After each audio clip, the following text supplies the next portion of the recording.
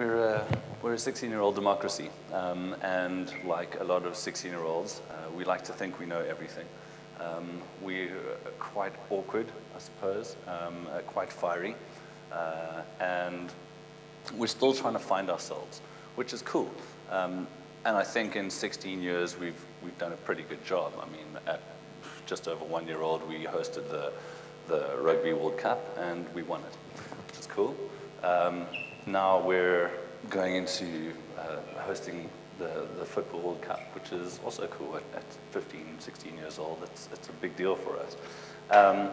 But I think that we've still got a way to go because we have democracy in a sense, but in terms of information, we're still struggling to give everyone access to information and access to choice. And what is democracy if it isn't choice? On the basic level, the choice to vote yes or no on something. But to be informed and make an informed decision is something else altogether. Okay, this is my desk. I work in an ad agency in Cape Town, and those are my truth machines. I use them to reap information, make sure that information is pure by cross-referencing it against other pieces of information, and then I sow the information in the form of adverts, really. But it's also where I consume all of my information. I don't read the paper, I don't listen to the radio, I don't even own a TV because I don't trust those things. I shouldn't trust those things because I'm one of the bastards putting all the messaging onto that. And believe me, once you work in advertising, you can't be lied to. So I know when I'm being lied to, and it's usually through those channels. Now, with this democracy of information that I sometimes have access to, and I truly believe that everyone should have access to it, some great things are being made possible. And I suppose what's really cool about them is that they don't suffer from the barriers of time and geography like we do in our analog state. You know, atoms are pretty hard to move around, but bits are more than happy to move around very quickly. This is something started by the World Food Program, UN World Food Program. It's called FreeRiceorg. I discovered it about 3 years ago, and it's very simple. It started off as a vocabulary builder, and for me, being a copywriter mainly, sometimes, obviously I like to know that, or I'd want to know that I know all the words, but I don't. So you go to freerice.org, and it gives you a simple multiple choice question. This is in the vocabulary section. So it says, discharge means whatever, whatever, whatever. If you get it wrong, they give you an easier question. If you get it right, you get 10 grains of rice donated to a country that needs it, I guess. It's incredibly addictive to play, especially when you get things wrong. And watching your rice pile up in that little bowl on the side is, oh, it's just fucking fantastic. Now, they've moved, it's expanded in 3 years.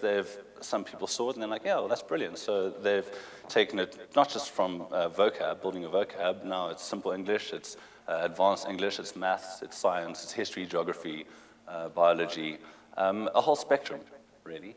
And if you play this for like 10 minutes in the morning or whatever when you're checking your mail, you're learning some stuff and you're feeding some people. Now, it's a cool idea, but imagine if every classroom in South Africa played this for 10 minutes every morning. This is the Unfit.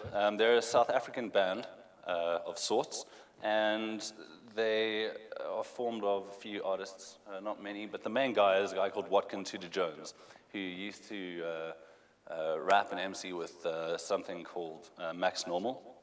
And I remember seeing Max Normal for the first time. I walked into a club in Cape Town about, I don't know, 11 o'clock, and I immediately thought, where the hell am I? Because this can't be South Africa, because this place is ridiculous, and that artist and that band are doing amazing things.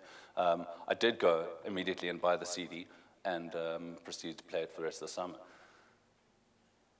What he did was he went into hiding. He threw up like the whole Max Normal thing. He did a few side projects here and there. He's pretty prolific that way. But then he worked on the Unfit hard and underground, and then this came up on the web. It wasn't until the video got posted on a site called Boing Boing, though, that it really got much attention. When it did, they shot up to, I think it was 2 million views within a week. Everyone knew about them. Friends that I have overseas were saying anyone that meets them and finds out they're from South Africa going, oh yeah, the Unfit. Okay, now that was the sort of topical reflection of South Africa in terms of just conversational speaking. No one is speaking about Malema or Zuma necessarily. They're speaking about the Unfit. So the Unfit gets massive attention online, and they spread the word of Zeph, which is pretty much a white trashy kind of culture, I guess. And they have all the songs from their first album, SOS, available to listen to at least on their site. It's super simple. But in the meantime, this web energy was gathering to the point where Jimmy Iovine, the chairman of Interscope Records, noticed them. So he flew them out to the States, and he promptly signed them. This is 3 weeks after the video broke. They get signed to play a massive music festival in the States called Coachella. It's a big deal. And they get on stage, and the whole stage goes wild. They come off stage, and they get a 21-minute interview. Now, how is it that we've got so many local artists and performers busting their nuts, locally, gigging like crazy? The Unfit maybe did 2 gigs here, and they popped a video on YouTube, and now they're set. More importantly than that, they're showing the rest of the world a little piece of South Africa that has got nothing to do with the World Cup.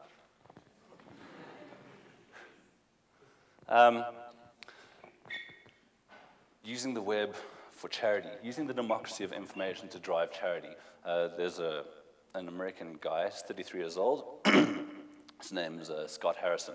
When he was 25, he was a club promoter in New York City, and he was getting a bit like over the club scene, so he decided to volunteer to go and shoot a group called Mercy Ships. Basically, they're volunteer doctors who cruise around the world giving people surgery, well, doing surgery for people. The biggest thing that he noticed from the whole sort of shattering time for him, as he describes it, is that most of the problems were coming from the lack of sanitary water. Now, it's something we've heard before, and there's been all sorts of global appeals, to end poverty and the Band-Aid project and all that stuff. It's cool, but what this guy did was he went back and he thought, well, I've got to do something about this. I don't know what I'm going to do about it, but what he did have was a lot of connections from the club scene, and he had a wide group of friends. So for his next birthday, he said, don't get me a birthday present, just everyone come, give me $20, I'll show you why later. He put all the cash to one side, and he drilled a well. He had a well drilled in Africa, somewhere in Africa. People thought the idea was great. Sorry. So he asked other people, okay, well, just for the month of September, if your birthday falls in the month of September, let's try to do the same thing. And it worked. The idea went crazy. And then he took it to Twitter, and the first Twestival was in support of charity water. On that Twestival note, they generated $250,000 in one day across 202 cities. What makes the idea so appealing is that you can name a well, you can ask to have the well put in a certain place, and it's something that you and 50 of your mates can do for very little cash, really. More than that, it's shining the spotlight. More than that, it's actually accountable. You're not just giving some cash to a charity and hoping it sorts itself out. You can see where the cash is going, and there's something that makes it very unique. They claim that 100% of the money donated goes to the wells. And how do they prove it? Well, they stick it on Google Maps. So that panel up top left is just sort of symbols in, I think it's in thousands, of what they've done in terms of sanitary water, medical supplies, and actual wells drilled. the drilling of the wells is the thing that really blows my mind, because it's not a packet of food, you know, it's not like a bottle of water or a pack of medicine. It's a well, it's sustainable, it's going to keep on coming. So when the bottle runs dry, the well doesn't.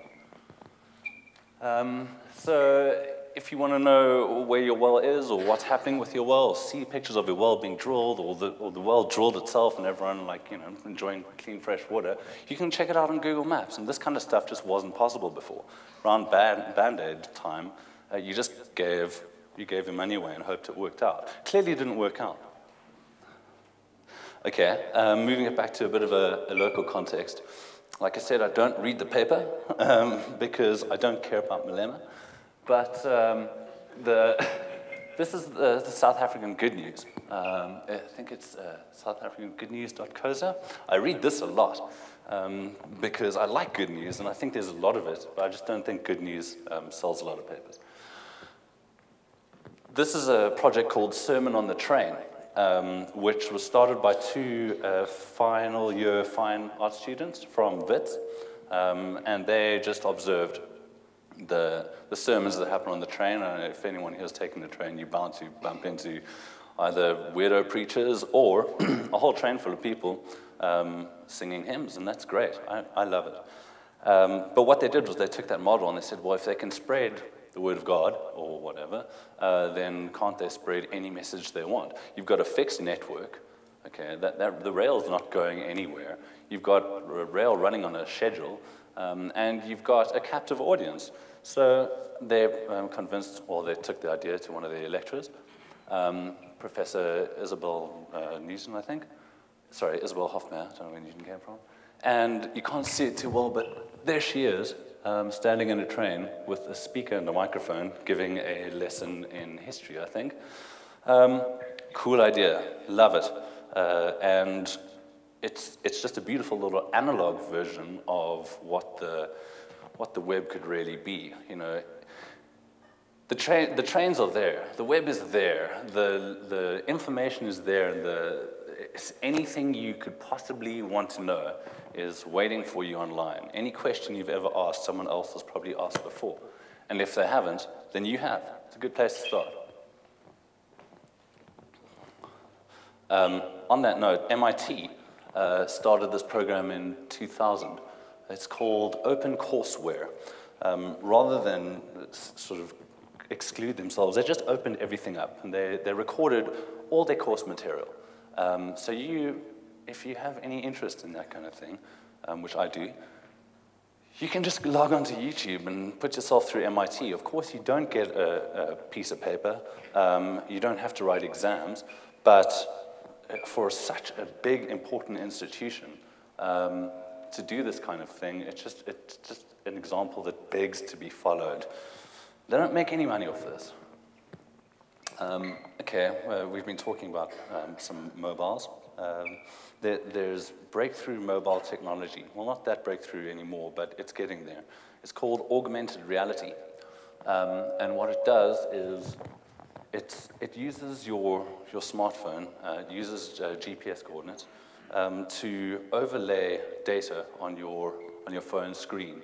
So you can just sort of pick up your phone and pan it across an area, and you've already selected, okay, I want to find out restaurants that make chili dogs or whatever, but only those restaurants. So you turn it on and you pan your phone around, and up pop these little points with information. This one is being used to identify property. So instead of calling up a real estate agent, you can just drive through the suburb on a Sunday holding up your phone and finding the exact apartments or houses, whatever you want, or anything you want. And again, this goes across any category. You want to find a doctor, you want to find a dentist, you want to find a veterinarian, anything, basically. The data is up there, and the phones are making it possible. But beyond just that kind of, personal yellow pages type stuff, there's even greater potential. This dork is, yeah, he does look like a dork, doesn't he? Those are augmented reality glasses. And instead of having to hold your phone over something, it's just like having your phone stuck to your face. It's also got a little microphone that sits in, or speaker that sits in one ear and a microphone. What this dork is learning to do is work on a BMW engine. It's a augmented reality technician program, basically. Every little piece of information necessary to service a BMW is channeled to that guy through those glasses. What he sees is that. There are a certain number of steps to, I don't know, replacing a manifold or whatever it is, and he looks through the glasses, and he's got these hands, and the first step is remove fan cowl. So the fan cowl lights up, boom, okay, what are you going to need to remove that? You're going to need screwdriver 1. He's going to pick it up, he's going to say turn screw anti-clockwise, and he's going to do that. It's very simple, and it's in its infancy still. But we don't have to worry about that. Technology takes care of itself, and better technology makes better technology, and it makes it better faster. I think it's called Moore's Law or something, but the graph basically just goes like that. What about when we take this into surgery, field surgery, medicine without frontiers? Well, yeah, medicine's not frontier, medicine without borders, doctors without borders. More than that, what if we just use it to train people here to work on cars? Instead of going through a whole complicated process, you just put on the pair of glasses and you do it again and again and again until you get it right. Well, we'll probably be able to build more cars, and I think the world's probably going to need more cars because that's just how the world goes. In a country where we have a 16-year-old democracy, we have an information apartheid, and there's no reason why it needs to be this way. In Sweden, it's in the constitution. You have a right to a broadband line, and you don't have to think very far about how it's going to help us out in the future and not leave anyone out, the same way we're doing now, kind of. Thank you.